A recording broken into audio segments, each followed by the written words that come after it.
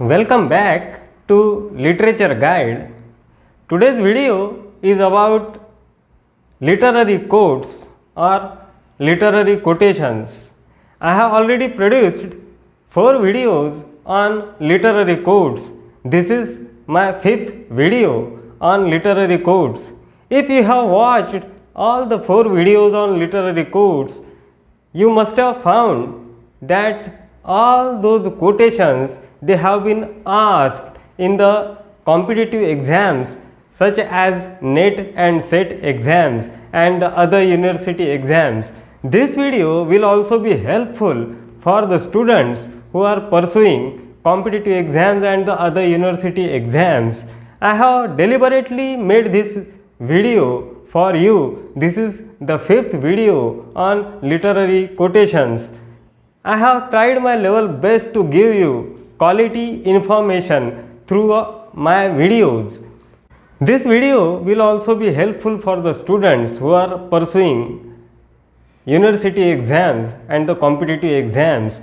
This video contains information about various critics, poets and the other major writers of English literature. I have tried my level best to provide you useful information through my channel. If you really like the videos produced by this channel, do like and subscribe Literature Guide. I have already told you that most of my views they just come from non-subscribers. I am very happy that my non-subscribers they support my channel. I am thankful to my subscribers as well.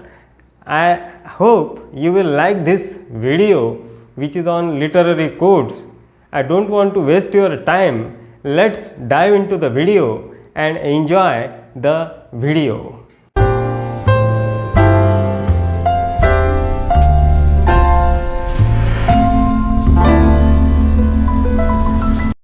Literary quotes. A great poet, who appears in illiterate times, absorbs into his sphere all the light which is anywhere radiating. Emerson on Geoffrey Chaucer.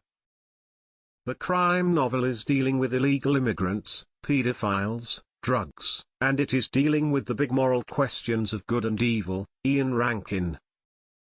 That in Sydney the Queen of England had one of the greatest and ripest counsellors that could be found in Europe, William the Silent.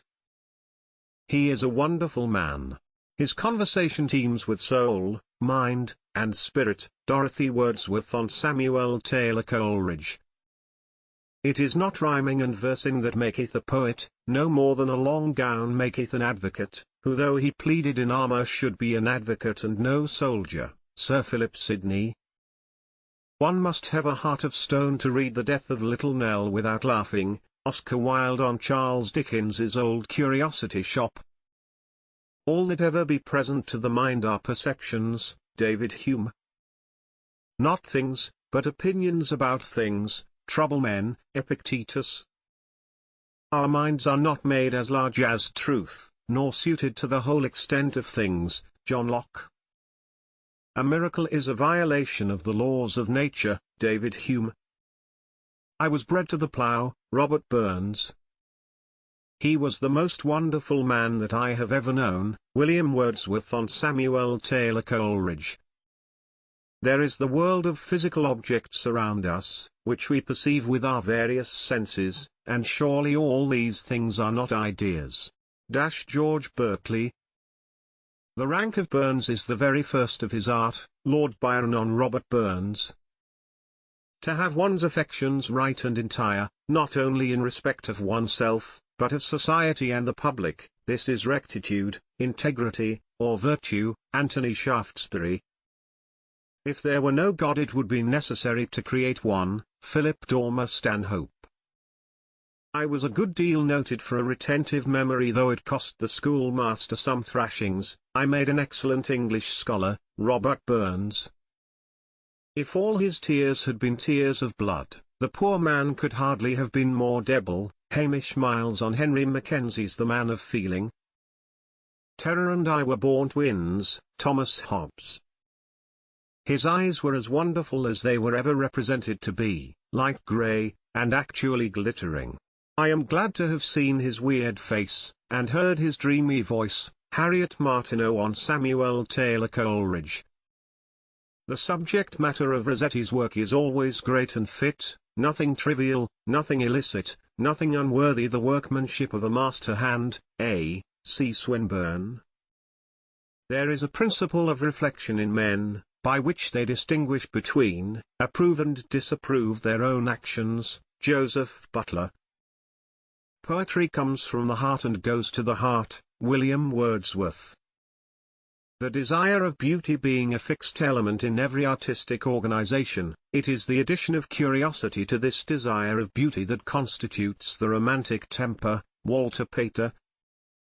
I felt myself at once better and happier as I came under their influence. John Stuart Mill on William Wordsworth's poetry.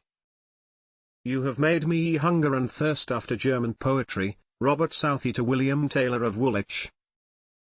Nothing else big or strong about him except his huge literary tastes for obscure dramatists and Scotch reviewers. Mrs. War Cornish on A. C. Swinburne. A novel is a large diffused picture, comprehending the characters of life, disposed in different groups, and exhibited in various attitudes for the purpose of an uniform plan, and general occurrence, to which every individual figure is subservient. Tobias Smollett. Wit lying in the assemblage of ideas, pulling these together with quickness and variety, wherein can be found any resemblance or congruity, thereby to make up pleasant pictures in the fancy. John Locke. Our Davy's a fine, good-natured creature, but uncommon wake-minded. Mrs. Hume on her son David Hume. Tragedies and romances have more importance in Germany than in any other country. They take them seriously there. Madame de Stael. What they admire as art, they wish to introduce into real life, and poetry, philosophy, the ideas, in short, have often an even greater empire over the Germans than nature and the... How is the video? I hope you like the video. I have already produced 4 videos on literary quotes. This is my 5th video on literary quotes, and all the quotations put in all these videos, they are useful and important for the students who are pursuing NET and SET exams and other competitive exams. The students who are pursuing university exams will also get some help from my videos. If you visit my channel, you will find important videos on English poetry, English novel, and the English drama. You can watch all those videos by visiting my channel. I will meet you soon with a new and fresh topic on English literature. Meet you. Please subscribe Literature Guide.